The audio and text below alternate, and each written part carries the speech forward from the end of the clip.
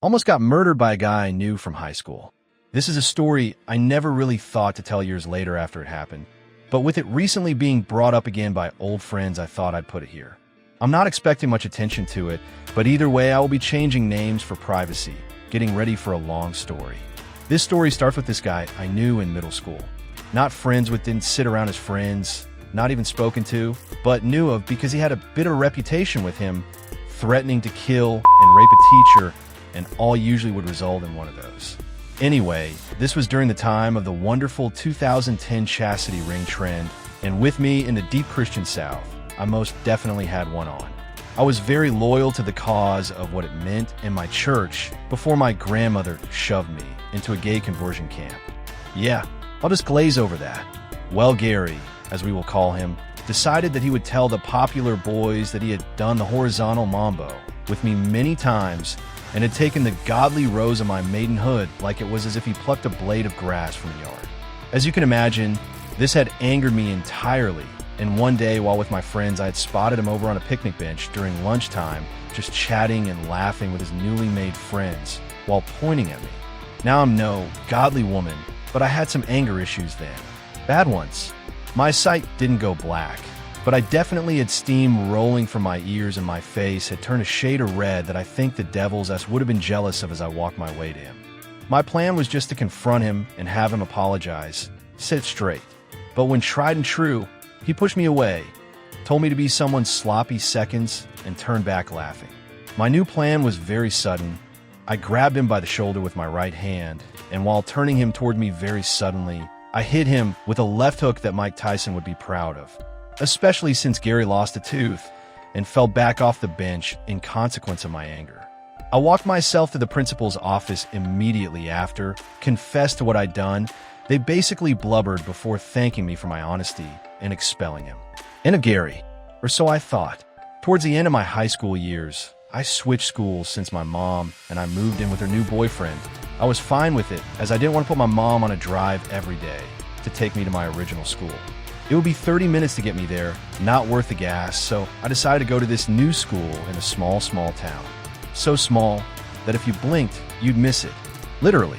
One gas station, one grocery store, high school, middle/elementary, and one McDonald's, some small private-owned business, and the tiny little sheriff house. It's all grown since then, though. I'd like to mention that I was 30 minutes away to the closest town. While here, I made my friends, got a nice boyfriend, got my driving permit, a job, and a car. Living the dream, right? Absolutely, for a 17-year-old. Well, that was until I started seeing Gary everywhere. Old town, new town, supermarkets, pharmacies, anything you can name. I saw him. It was so weird to me, but I never thought much of it. Until he came into the supermarket I worked at in my town. I was stocking bread, bent down low, and when I turned to my right, there he was. I quickly went back to stocking, just hoping he had not seen me. Nope, he saw me. Gary. Hey, Lauren. Fake name for me. OH hi. Wow, didn't see you there. What are you doing here? Gary. Oh, nothing. I'm just here to support my girlfriend. I just got out of jail, as you can see from my arms, huh?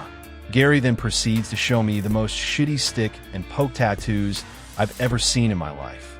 He would have done better with the 50-cent wet and sticks from the quarter machines. Me, oh wow. What's going on with your girlfriend? Gary, her dad has been doing some unsavory things to her.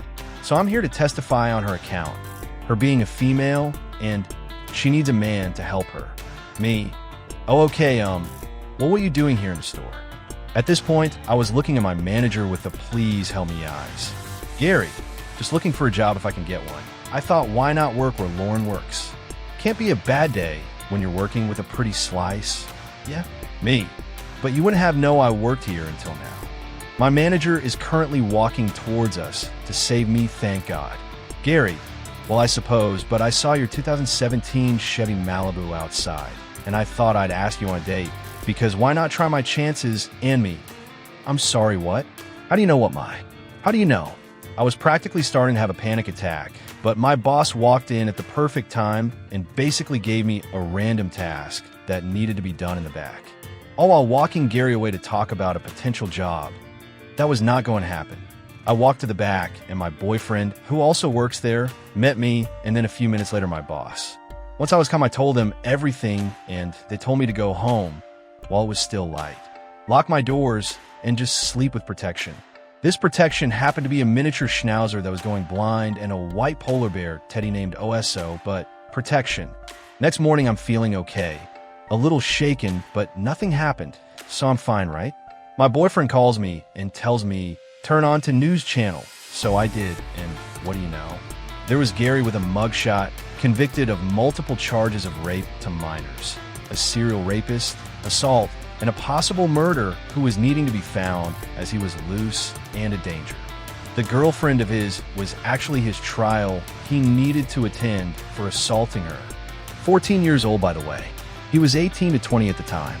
The kicker?